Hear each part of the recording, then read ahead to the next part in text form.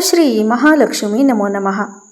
एकदा यमदेवाने आपल्या एका दूताला पृथ्वीवर पाठवलं. एका स्त्रीच्या मृत्यूनंतरच्या गतीचं कार्य त्याच्यावर सोपवलं होतं. तो तिथे पोहोचला, पण थोडा संभ्रमात पडला. त्या स्त्रीची 3 लहान बाळं रडत होती. त्यांचे बाबा तर खूप आधीच देवाघरी गेले होते आणि आता आई विना ती अनाथ होणार होती. हे सर्व बघून देवदूताला दया आली. तो त्या स्त्रीला आपल्याबरोबर न घेता रिकाम्या हाताने यमदेवाकडे आला व सर्व परिस्थिती सांगितली. ती ऐकून यमराज भडकले. तू काय स्वतःला परमेश्वर समजतोस का? प्रत्यक्ष परमेश्वरसुद्धा निसर्ग नियमामध्ये हस्तक्षेप करत नाही. मग तू कोण एवढा मोठा लागून गेलास? त्या स्त्रीचा मृत्यू तर अटळ आहे.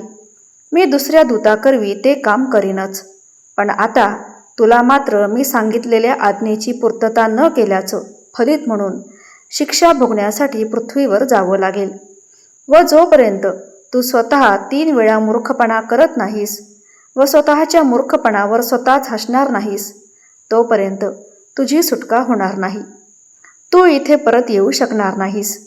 इथे मला एक महत्त्वाची गोष्ट सांगावीशी वाटते की दुसऱ्याच्या चुका व मूर्खपणावर तर अहंकारी माणूस हसतोच, पण स्वतःच्या मूर्खपणावर हसण्यासाठी तीव्र धैर्य लागतं. दूत शिक्षा भोगण्यास तयार झाले. यमलोकातून त्याला जमिनीवर वस्त्रहीन अवस्थेत हकललं गेलं. त्याच सुमारास समोरून एक चांभार येत होता. थंडीचे दिवस व ती सुद्धा रशियातील थंडी येऊ घातली होती. म्हणून आपल्या बायको व मुलांसाठी गरम कोट व ब्लँकेट्स खरेदी करण्यासाठी तो बाजारात चालला होता. त्याने त्या वस्त्रहीन देवदूताला बघितलं. त्याला दया आली व त्याने घरातील लोकांऐवजी या माणसासाठीच कपडे, ब्लँकेट वगैरे खरेदी केलं. व नंतर अचानक त्या चर्मकाराला काय वाटलं देव जाणे. तो स्वतःला म्हणाला, अशा घरदार नसलेल्या अवस्थेत तो कसा काय जगणार? माझ्या घरी चल. काही दिवस माझी पत्नी तुला बघून चिडचिड करेल, पण तू मनाला लावून घेऊ नकोस. काही दिवसांनी सगळं ठीक होईल. त्या दूताला घेऊन तो आपल्या घरी आला.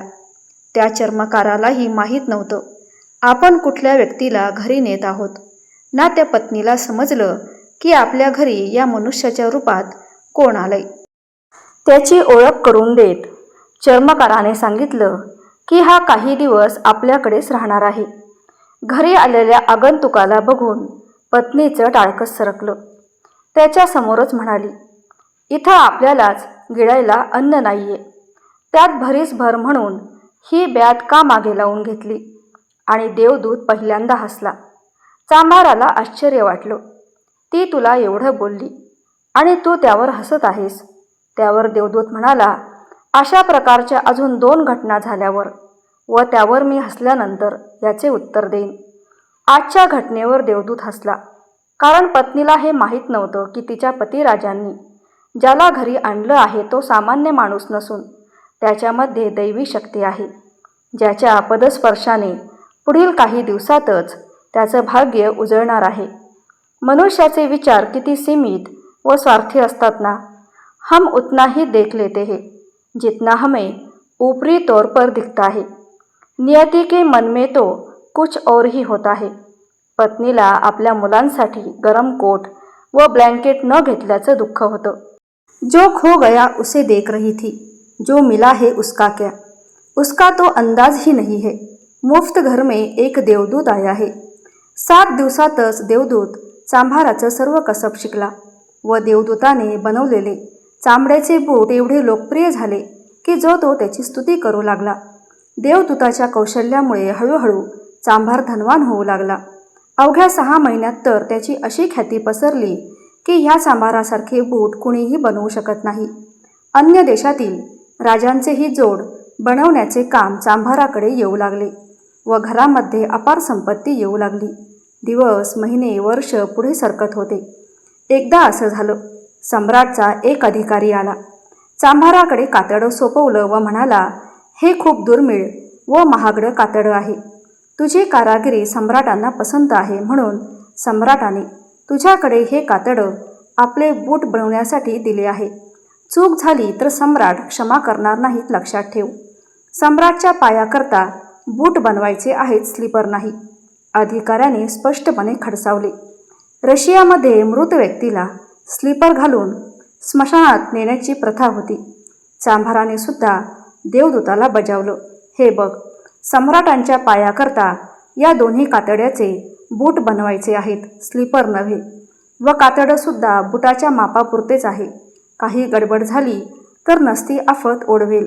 एवढं निक्षून सांगूनही देवदूताने स्लीपर्स बनवल्या. चांभाराने त्या बघितल्यावर तो इतका क्रोधित झाला व देवदूताला काठीने झोडपून काढले. तू मला फासावर लटकवणार आहेस का? इतक्या वेळा बजावले तरी तू स्लीपर का बनवल्यास? देवदूत जोरजोराने हसू लागला. तेवढ्यात सम्राटचा अधिकारी आला व म्हणाला, बूट नको, स्लीपर बनव. आपल्या सम्राटांना देवाज्ञा झाली आहे. उद्या त्यांचा अंत्यविधी आहे.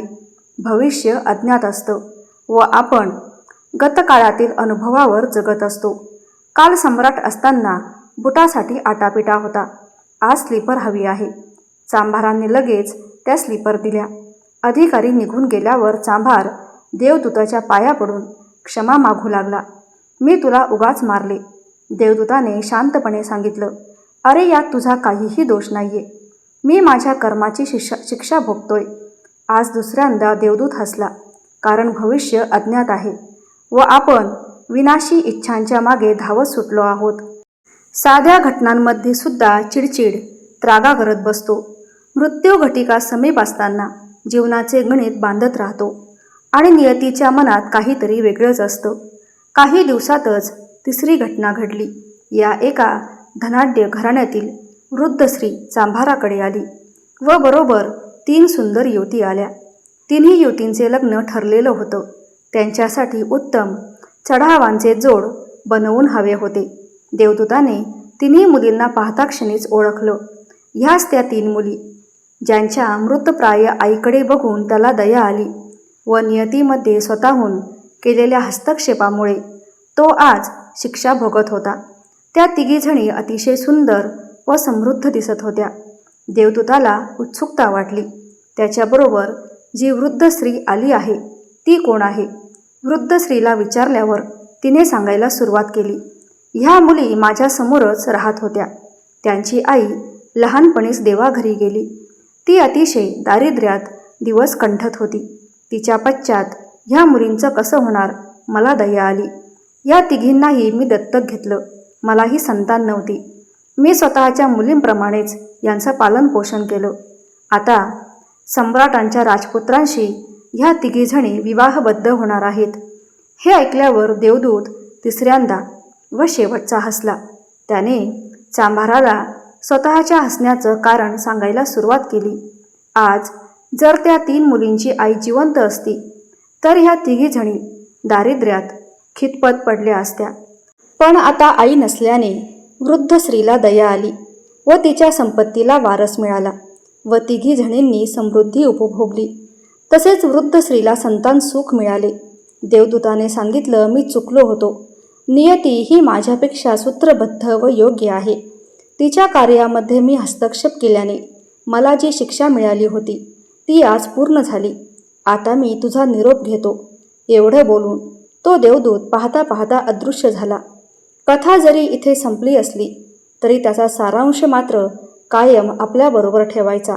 एकंदरीत सध्याचे वातावरण व काहींचे अपमृत्यू, देहहत्या बघून बऱ्याच जणांच्या मनात हा प्रश्न येतो की इतक्या तरुण वयात ही व्यक्ती का गेली?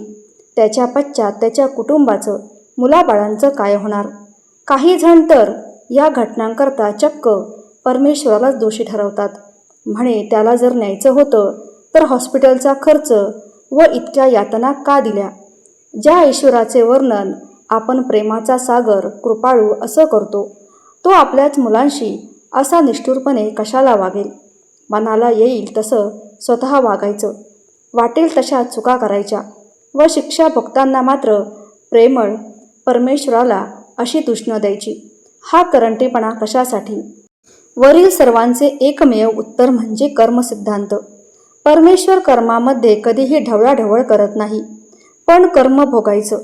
दुःखातून मुक्त होण्याचा मार्ग मात्र सुचवतो आणि म्हणूनच तो म्हणतो, न धरी शस्त्र करी मी परी सांगीन गोष्टी.